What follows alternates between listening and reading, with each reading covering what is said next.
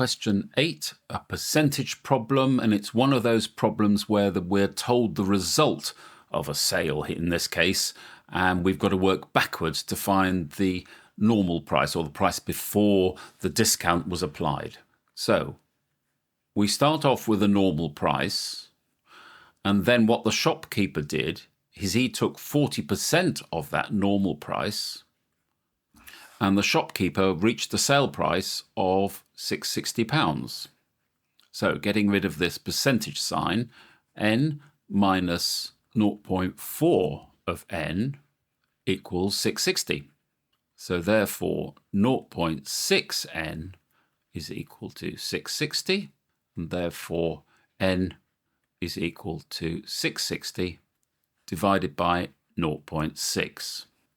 Now again, without a calculator, you could trip yourself up here.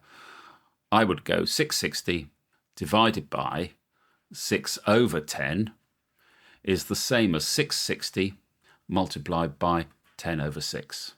Now it's easy because this equals 1100. And this is n, the normal price of the sofa, before the discount was applied. And that is the answer.